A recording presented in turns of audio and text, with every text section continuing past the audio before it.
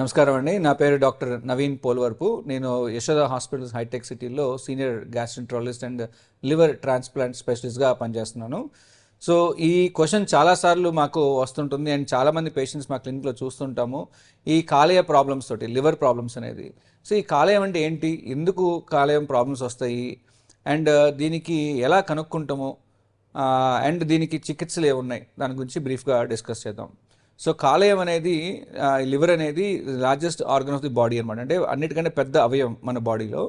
అది మెయిన్గా ఒక 500 నుంచి 600 పైన ఫంక్షన్స్ చేస్తుంటుంది అన్నమాట, పనులు.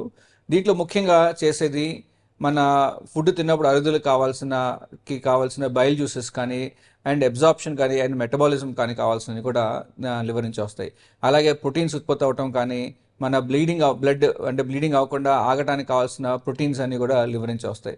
అలాగే లివర్ ఒక ఫిల్టర్ లాగా కూడా పనిచేస్తుంది కిడ్నీతో పాటు, మన బాడీలో ఉన్న టాక్సిన్స్ అని తీసేయడానికి. అలాగే మనం తీసుకున్న మందులు ఏదైనా కానీ అక్కడే డ్రగ్స్ అని కూడా దీంట్లోనే లివర్లోనే మెటబలైజ్ అవుతుంది. సో అట్లా చాలా ఫంక్షన్స్ లివర్ చేస్తుంటుంది అనమాట. ఈ కాలేయం ఏంటంటే కనుక మామూలుగా మన బాడీలో దేవుడు మనకి ఎట్లా ఇచ్చాడంటే కాలేయం అది కొంచెం డ్యామేజ్ అయినా దాన్ని రిపేర్ చేసుకునే శక్తి దానికి ఇచ్చాడనమాట. అన్లైక్ మన బ్రెయిన్లో కానీ హార్ట్లో కానీ రిపేర్ అవ్వకుండా ఉంటుంది, కానీ బట్ కాలేయం ఏంటంటే రిపేర్ అయ్యే ఛాన్సెస్ మనకి ఉందన్నమాట. కాకపోతే ఆ దెబ్బ మీద దెబ్బ, ఏ కారణాలైనా కానీ దెబ్బ మీద దెబ్బ పడి అలాగే పుళ్ళుగా మారి స్కారింగ్ వచ్చి అప్పుడు కూడా మనం పట్టించుకోకుండా ఉంటే కనుక ఆ స్టేజ్కి వెళ్ళిపోయిన తర్వాత రివర్స్ అవ్వదు. అక్కడి నుంచి ఇర్రివర్సిబుల్గా డ్యామేజ్ అయిపోయి, పర్మనెంట్గా డ్యామేజ్ అయిపోయి సబ్సిక్వెంట్గా సిరోసిస్ అనే దానికి లీడ్ అవుతుందన్నమాట. ఈ ముఖ్య కారణాలు లివర్ ఇట్లా పాడవటానికి ముందు మాట్లాడుకోవాలంటే 3 ముఖ్య కారణాలు ఉన్నాయి. ఒకటి వైరల్ హెపటైటిస్, అంటే hepatitis B and C particularly. ఈ 2 వైరస్ల వలన లివర్లో కూర్చొని ఈ వైరస్లు లివర్ని డ్యామేజ్ చేస్తుంటుంది, లివర్ సెల్స్ని డ్యామేజ్ చేస్తుంటుంది. అలాగే ఆల్కహాల్, మనందరికీ తెలిసిందే, ఆల్కహాల్ వల్ల లివర్ డ్యామేజ్ ఉందని తెలుసు మనకి. అది మోతాదు కంటే ఎక్కువ తాగిన వాళ్ళకి పర్టికులర్ డెఫినెట్గా డ్యామేజ్ అవుతుంది. అలాగే మోతాదు కంటే తక్కువ ఉన్న వాళ్ళకి కూడా కొంతమందికి డ్యామేజ్ అయ్యే ఛాన్సెస్ కూడా ఉంటాయి, depending upon their genetic factors ద్వారా. So alcohol obviously is not good for health, not good for liver. So అది 2వ కారణం. 3వ కారణం which is getting more common, అంటే ఇంకా పెద్ద ప్రాబ్లం లాగా, సునామీ లాగా వచ్చే ప్రాబ్లం ఇది, అది ఫ్యాటీ లివర్. చాలామందికి చూసుంటారు, ఈ ఫ్యాట్ లివర్ అనే పదం కూడా చాలామంది వినుంటారు. ఈ ఫ్యాట్ లివర్ అంటే లివర్లో కొవ్వు చేరుకుంటానికి. పర్టికులర్లీ ఎవరికైతే కనుక షుగర్ వ్యాధి ఉన్న వాళ్ళకి, డయాబెటీస్ కానీ, బ్లడ్ ప్రెషర్ ప్రాబ్లమ్స్ ఉన్న వాళ్ళు కానీ, కొలెస్ట్రాల్ ప్రాబ్లమ్స్ ఉన్న వాళ్ళు కానీ, ఆర్ ఈవెన్ థైరాయిడ్ ప్రాబ్లం ఉన్న వాళ్ళకి, ఆర్ ఒబిసిటీ అంటే లావుగా ఉన్న వాళ్ళకి, వీళ్ళందరికీ ఏంటంటే లివర్లోకి ఈజీగా కొవ్వు చేరుకుంటుంటుంది అనమాట. ఈ కొవ్వే లివర్లో కూర్చున్నది మన ఆల్కహాల్ ఎట్లా డ్యామేజ్ చేస్తో ఈ లివర్ కూడా మెల్లిమెల్లిగా దాన్ని డ్యామేజ్ చేసి ఇన్ఫ్లమేషన్ కాజ్ చేసి, ఇన్ఫ్లమేషన్ నుంచి స్కారింగ్ నుంచి సిరోసిస్కి దారితీస్తుంది. ఇలా ముఖ్యంగా ఈ 3 మెయిన్ కారణాలు ఉంటాయి.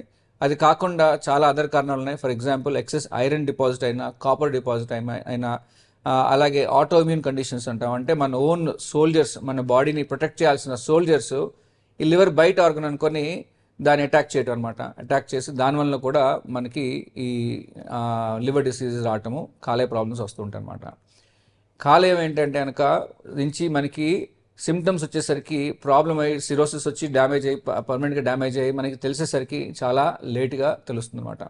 అందుకనే liver diseases are called as silent killers. ఎందుకంటే లివర్ మన రికవర్ చేసుకుంటానికి దానికి చాలా ప్రయత్నిస్తుంది. ఒక స్టేజ్ దాటి ఇంక నేను రికవర్ అవ్వదు అన్నప్పుడు టప్పని పడిపోతుంది దాని ఫంక్షనాలిటీ అంతా. అప్పుడు కానీ సిమ్టమ్స్ బయటికి రావు. సో మనకి సిమ్టమ్స్ తెలిసేసరికి ఆల్రెడీ లివర్ బాగా డ్యామేజ్ అయిపోయి, కుళ్ళిపోయి సిరోసిస్ స్టేజ్కి వచ్చి, దాని నుంచి వచ్చే కాంప్లికేషన్స్ వచ్చిన తర్వాతే మనకి తెలుస్తుంది అనమాట. సో అందుకని దయచేసి లివర్ సిరోసిస్ వచ్చేంత వరకు, సిమ్టమ్స్ వచ్చేంత వరకు ఎవరు వెయిట్ చేయొద్దు. మనకి సింపుల్గా బ్లడ్ టెస్ట్ ద్వారా లివర్ ఫంక్షన్ టెస్ట్, అలాగే ఒక సింపుల్ అల్ట్రాసౌండ్ స్కాన్, ఈ రోజులో ఆధునాకి లేటెస్ట్ ఇన్వెన్షన్స్ దాంట్లో ఫైబ్రో స్కాన్ అనేది, అంటే లోపల ఎంత స్కారింగ్ ఉన్నది, ఎంత ఇన్ఫ్లమేషన్ ఉంది, ఎంత పూతుందని తెలిసేది కూడా ఒక స్పెషల్ స్కాన్ ఉంది, ఫైబ్రో స్కాన్ అని. ఈ స్కాన్ వలన మనకి మంచిగా ఇన్ఫర్మేషన్ తెలుస్తుంది. సింపుల్ బ్లడ్ టెస్ట్ అండ్ ఒక సింపుల్ అల్ట్రాసౌండ్ స్కాన్ ద్వారా మనకి లివర్లో ఏం డ్యామేజ్ ఉందో తెలుస్తుంది. ఇది కనుక మనం ముందే తెలుసుకుంటే మనము సిరోసిస్కి కూడా దారి తీయకుండా, అలాగే లివర్లో క్యాన్సర్లు కూడా రాకుండా మనము కాపాడుకోగలుగుతాం అన్నమాట. సరే, ఇది కనుక్కుంటాం ఎట్లా అంటే ఇందాక చెప్పినట్టు బ్లడ్ టెస్ట్ ద్వారా కనుక్కుంటాం. ఇది కూడా దాటి పేషెంట్కి సిరోసిస్ వచ్చేసింది, సిరోసిస్ వచ్చినప్పుడు జనరల్గా సాధారణంగా వచ్చే సిమ్టమ్స్ కామెర్లు రావటం, పొట్ట వాపు రావటం, పొట్టలో నీరు చేరుకుంటాం, కాళ్ళ వాపులు రావటం, రక్తడి వాంతులు అవటం కొంతమందికి, అలాగే నల్ల మోషన్ అవటము, మత్తుగా డ్రౌజీగా అయిపోవటము, అండ్ కన్నంతా పోతుంది, మజిల్ అంతా పొట్ట ఫేస్ అంతా లాగేయటము, పొట్ట మజిల్ అంతా పోవటము, పొట్ట ఇంత వేసుకొని మజిల్ లేకుండా ఒక లెమన్ స్టిక్ మీద ఉన్నట్టు అట్లా వస్తారన్నమాట హాస్పిటల్కి. ఆ స్టేజ్ వచ్చేసరికి ఆల్రెడీ నాకు చెప్పినట్టు ఇర్రివర్సిబుల్గా డ్యామేజ్ అయిపోయి అది ప్రోగ్రెసివ్గా వర్స్ అవడానికి దారితీస్తుంటుంది అనమాట. ఆ స్టేజ్లో సాధారణంగా లివర్ స్పెషలిస్ట్ కానీ గ్యాస్ట్రోంట్రాలజిస్ట్ కానీ మందులు స్టార్ట్ చేస్తాము.